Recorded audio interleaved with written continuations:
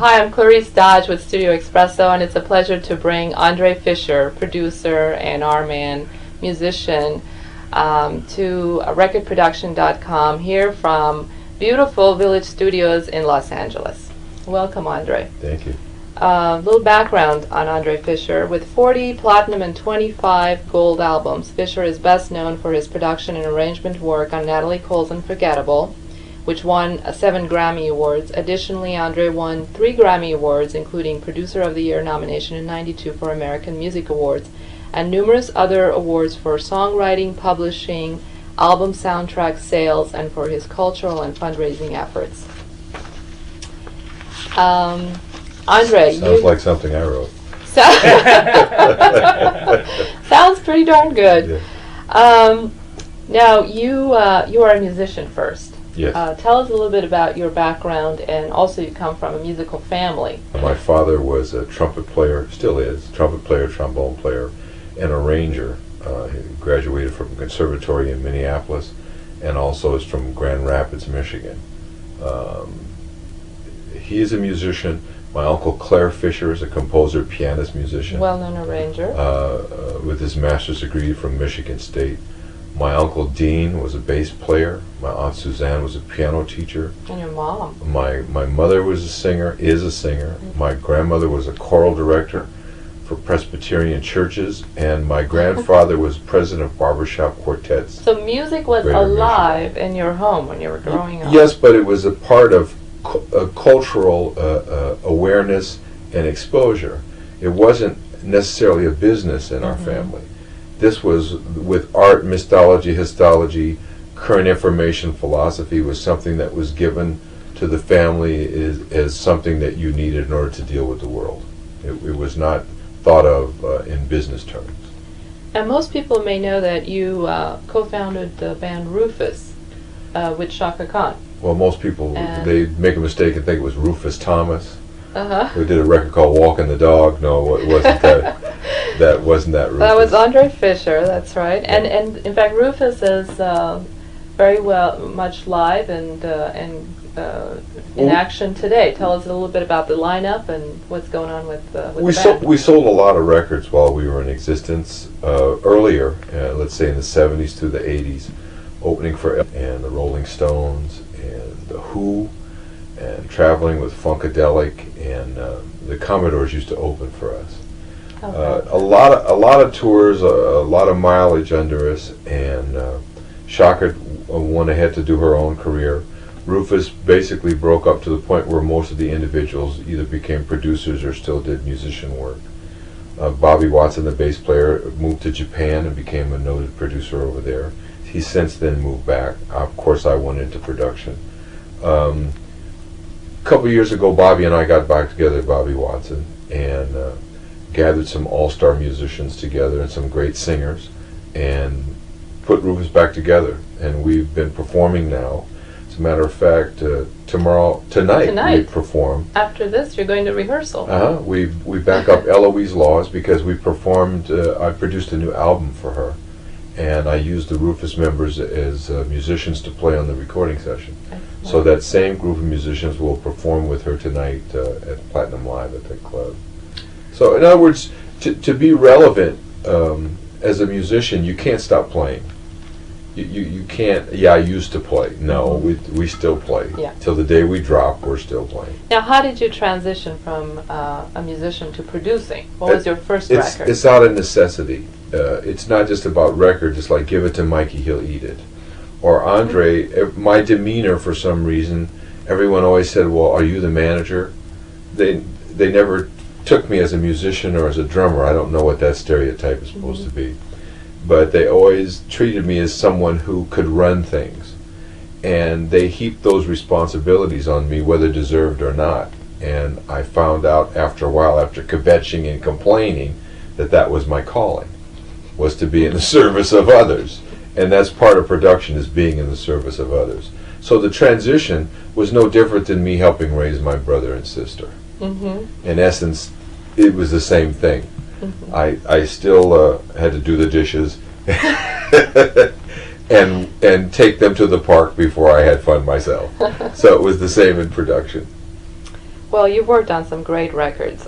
Tell us a little bit about, speaking of starting, what was your first record that put you on the map as a producer? There was a couple, other than the Rufus records. The Rufus records were the ones where I did 24/7 production, where I played, toured, produced the records out of necessity, as I said, because I seemed to be the one chosen. And I'd say Brenda Russell's first album was So Good, So Right on it, Only for One Night, which was a great record, which I think established Brenda as a songwriter, even though she'd done albums before that and other people had recorded her material. Rufus recorded Please Pardon Me, which she and her husband wrote a couple years earlier. We gave them their first gold single, as a matter of fact. And after I took my hiatus from Rufus, Brenda and I got together and I did her first album, and I did some work with Tata Vega on Motown. I started working with different people, and going back to some of the earlier Rufus members and recording at Conway Studios here in Los Angeles, and doing more production, more arranging, and actually more behind the scenes, because I found that I really enjoyed doing that. So the transition was easy for me, because I'd been raised that way. I've been raised to integrate different responsibilities. So it wasn't strange for me at all. Yeah. You also have had your share of label experience. Worked at MCA as Senior Vice President VP of the Black Music Department, the Urban Music Department. Right. And so how is that experience helping you with the records you produce today? Absolutely zero. No. Also, I worked for 20th Century Fox Records, which eventually was bought by Marvin Davis, who bought Fox, the whole corporation.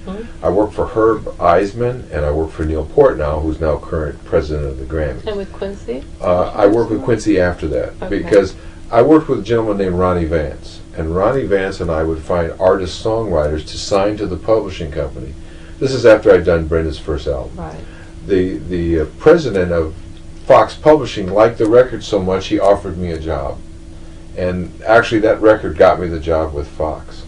And I worked for Herb Eisman, who already had the publishing of James Ingram and Jim Photoglow and Rhinestone Cowboy, a lot of great stuff that he had. And our job was to develop artist-songwriters to help them get record deals to make the songs worth more money. So James Ingram we were responsible for, and helping him get the deal with Quincy. Also Bruce Hornsby. As a matter of fact, some of his hit songs off his first album on RCA were demoed back in the early 80s. Also Joseph Williams, John Williams' son, the famous composer. His son was also signed with us. We had a lot of good writers, which Ronnie Vance and I would develop further to try to get them deals with different entities to make their songs worth. So your answer zero to me is 200%. Well, no. After you were responsible in developing and producing these projects there. Yes, I was. But again, it's only different if you think it is. To me, I just thought that's what I was supposed to do. That to me, it was a natural progression, which prepared me for working for Quincy Jones. When I worked for Quincy for a couple of years, he hired me as vice president of his jazz A&R department. Actually, it's a funny story because I showed up for a meeting in New York with Milt Jackson. He's the vibraharpist that was with the Modern Jazz Quartet. Very famous man and a serious peer in my life. I showed up to a meeting. I was supposed to meet the then current vice president of jazz, Mr. Jackson, and myself to discuss me producing his album. When I walked in, Mr. Jackson thought because I was wearing a suit and tie I must be from the record company. So he spoke to me as if I was the A&R guy. And I kept trying to convince him that I was just the producer. But again, like I told you with Rufus, I guess I looked like I could deal with it. So he kind of told me all of his desires, what his problems were, and what his complaints were about the record company, and could I do something. Little did I know. So you had to be hired to do something about it. Yeah, well, little did I know that the gentleman who was supposed to meet us, the vice president, had left the label. He didn't show up to the meeting because he quit. And I talked to Quincy and a lady named Joanne Tamanaga and Luis Velasquez at the time, who worked at the label. they mentioned to Quincy that, well, Andre's handling these things, and Quincy says, hire him. So I talked to Quincy on the phone, and Quincy was always been very friendly with me, and just a very nice man in general, Quite whether we gentleman. work together or not. Class act. And I wound up being hired. He said, you can have an office if you want to. If not, just stop by occasionally, and here's the projects, there's the Use things. my office. Yeah, here's the things we need for you to do, Yeah. and here's what's going on here at the company. And I worked there for a couple of years until I heard that there was a job opening at MCA. By then, I start liking those kinds of jobs because I was using other people's money to help develop acts instead of my own royalty money, which I was broke all the time. Right. Because if I'd see someone I thought was worthy or had a great voice or it felt like they were substantial musically, I'd pull out of my pocket, take them in the studio, and try to develop them. That's what I did. And after a while, you wind up being broke. So I worked for companies initially to use someone else's money to develop acts. You consult a lot of labels now, and obviously the music scene is very different. Technology has played a part. People's habits, the way they buy music is changing. What are some of the trends that you see, and how does an artist fit in these days in all of this formula? That's a twofold question. The one, as far as technology is concerned, the invention of Pro Tools and the use of it, and now to the point that they're at with that machinery, is great. That's my medium I use now to record to, as opposed to getting hung up in the technology of it. To me, it's a new palette. Yeah. And it means that I can move vocals around. It means that I can tune up a few things. It means I have the power as a producer to correct those things. It used to take me hours and hours to do after the musicians had left to try to do it with a razor blade. So you enjoy it? I enjoy it. I use it as a tool as opposed to depend upon it to be the end all. Right. That technology I like. Some of the new recording techniques, the storage of your information, and the fact that you don't have to worry about the backside of the tape wearing away, things like that, worrying about the storage of your stuff, or to know that when you go back to it, it's going to sound just like it did from the time before. Those are simple reasons. Those aren't really super technical reasons. Do you still use analog in your I mix from Pro Tools through a board. I don't use internally the systems inside of Pro Tools. I don't use it. I use Pro Tools basically as a new medium to capture what I'm recording. I mix it through a normal mixing board, such as this one, onto a half-inch analog tape. And then I master the half-inch analog, then it goes out from that point. Now, you don't engineer your sessions when you're producing. You work with other engineers. I have engineered. You have engineered as well. But it's very time-consuming to try to do both Just at the all same of it, time. Yeah. What do you look for in an engineer mixer? What do I look for in an engineer mixer? Al Schmidt. Al Schmidt. That's what I look. That's all. That's what I. Can you send me about 5 or 6 Al Schmidts, please? You know why? Because Al's about the neutral zone. He taught me this. Now, I used to stay at his house. Al's let me stay with him. I've gone through ups and downs with marriages and all kinds of crazy things.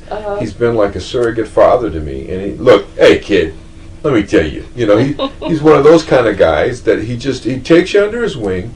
If he likes your spirit and he knows you're good folks, and he gives you information. What he taught me is the neutral zone, which if you walk into the room and you see a pianist and he sounds great and the instrument sounds good and the guitar sounds good, the hardest thing is just to capture what you heard. And he knows about... He's fast. Yes, but he knows the right mics for the right frequencies. And when you look at his mixes, the faders aren't doing this. They're pretty much in a straight line. It's because he's recorded them properly. Right. But he also comes from a time where you recorded performances. You didn't manufacture music, you captured it. Right. And he still uses that with the new technology to make a hybrid, and I consider myself a hybrid. And you like to use musicians in your production. I have to use musicians in my production. Yeah. But there's also Chris Vogel. I love him. I love his sensibilities. Sure. I love his knowledge of all different kinds of mediums. Bill Schnee. I'm really into Bill Schnee. I'm into Barry Rudolph because Barry's simplistic. not negatively so, but not a whole bunch of junk. Right. In other words, he's the same as Schmidt, the same kind of concept. Right. Right. And that's why I like those kinds of people. But Schmidt is my guideline. Yeah. Andre, you work with various musical styles: jazz, R&B, hip hop, and pop. Mm-hmm. Is there one that you like best, or feel that you're a better producer? I have personal preferences for music that I like or that I listen to at certain periods of time. But as far as my ability is concerned, to produce or to get good performances out of kinds of music, there's no limit. I like to think of myself as more of a worldly person, and I do enough due diligence with kinds of music to understand what about it, it makes it happen, makes it work, or what about it that I like. So you listen to a lot of records, I listen all kinds of different music. It's not just listening to records, but I listen to people. Mm-hmm. I've traveled to different countries. I've lived in different places. I've heard different sounds and smells and sights. Mm-hmm. And it's like a whirlwind. And to be able to recall, just like an actor, I know what my motivation is. Mm-hmm. I can pull from it. I've been to Morocco and Marrakesh and in Russia and the Slavic countries, and ate a croissant sitting on the Champs-Élysées drinking coffee and listening to accordions. In other words, I've part of your experience. I've heard a lot of things, yeah. and so I pull from it all. Mm-hmm. And the music I heard as a child was music from a musical family they were exposing me to music that was old to them. So my own peers don't know half the people that I've been exposed to because they're older than we are. And my father, I credit him with doing that. Mm-hmm. Dolo Mamoroso, Lenny Chistiano, Chauncey Down and the Blue Devils. That was a WPA band that played off the back of a flatbed truck at the Hoover Dam site, and Art Blakey was 14 and a half years old playing drums. Amazing. These kinds of people and these kinds of things I was exposed to at an early age. So when I got older and tried to talk with my peers about it, they were either into rock and roll or what was current for the peer group, where I'm humming a Sammy Kahn tune. So it always made me different. Somehow your best, majority of your work is with great female artists, songwriters, or vocal talents. That's because of my mother. Even though you've worked with people like Tony Bennett, Natalie Cole, to Patti LaBelle, Nina Simone, Diane Shore, Etta James. Do you like working with vocals, and why? Would you say that a vocalist, vocal producing a vocalist is an instrument, and a lot of musicians, for whatever the reason, there's always been a slight rift between musicians and singers, which I've never seen anybody discuss in an interview. And various people have various reasons why there's a slight rift. Sometimes singers think that what musicians do is easy, and you should be able to get that real quickly, where a musician has spent years studying whatever they're doing, and sometimes they think that a vocalist, since they're only singing, has an easy gig. There's all kinds of different things that go back and forth, but to me, to have your own instrument where you are the instrument is a fantastic thing. And a lot of that comes from my childhood, as my mother sang to me while I played brushes on a magazine. And she talked to me about music in terms of texture and color, and she related it to things in life. Like a good recipe or a good meal is because it's balanced. Yeah. And that music, a good mix or a good song, or your life should be the same. And I always go back to that. And when I hear singers are like storytellers. When you hear somebody tell you a good story or sing you a great song, it's a gift. And I think I have the knack by now to know when I've found a good storyteller. Or for me as a producer, I listen for vocals all the time, because a great vocal is a good vehicle for a great song and a good story. And sometimes I'll sit on songs for years. I just recorded 5 or 6 songs on Eloise that I've had for 6 years. And I haven't played them for people because no one gave me that and said, I can do this one. How do you find songs? I ask people. I call Diane Warren up. I see a guy singing, sitting on the stoop at Venice Beach. I see a guy sit on the 3rd Street Promenade playing for quarters. Ask him, does he write tunes? Do you have a tape? You know, in other words, wherever you find it. I've seen some people, that's not solicited, I don't listen to that. Right. What are you, crazy? You know, wherever you can find it. Right. Wherever you can find. I can hear a guy walking down the hall humming something. I said, what's that? Yeah. I don't know. And I've logged it. One thing about me is I still remember the track sheets from 1971 in my head. That's a wonderful thing to have that kind of memory. Sometimes it's a curse. But anyway, I think also, too, that I'm a closet vocalist. I think that some of the singers that I've done in certain songs... So there was a Phil Collins there somewhere, huh, well, while you were drumming. If you solo my drum tracks when I play drums, if you solo my drum tracks, you hear this sound going... It's me humming the song. But that also makes a difference of why I'm the kind of drummer I am. And people say, Andre feels great, or his groove is so nice. It's because I'm not playing beats. I'm playing the song. A musician plays the song, a drummer just plays beats. I know the answer why you're such a good producer. Because on top of bringing this great experience that you bring, you are such an easy person to just hang out with and just enjoy. Thank you. That's a great compliment. That's the truth. I appreciate it. I hope that's the feeling that I bring to the recording sessions too. Yeah. And that the people that I work with, I try to make them feel comfortable that we're in this nice environment that, you know, after the song is over, instead of brooding about it or how deep is it, like, let's go make a bologna sandwich and sit down and hang out for a while. And let's have some of the soup. You make a great soup. Oh, thank you. Thank you very much. I appreciate it. And great records, too. Thank you. Thanks, Andre. That's a good analogy. That's good. Thank you very much, Clarice. Andre, what's your advice to up-and-coming producers and people who want to work in the studio? The first advice I give them is to listen. You must listen to the artist, although the master is whoever is putting up the money. But at the same time, the person who has to create the song, which may be a song they'll have to sing for the rest of their life, is the vocalist. And you must understand that if they don't feel it, or if something about it's not comfortable, you need to put people at ease. And sometimes I do as much listening as I do directing or performing or telling someone what to do. Sometimes a lot of the time is spent listening to people and what they have to say, and a lot of it is also how they feel. And you have to be very conscious of that. And another thing is that don't assume anything. My father calls assumption luxury. We don't have the luxury of assumption in production.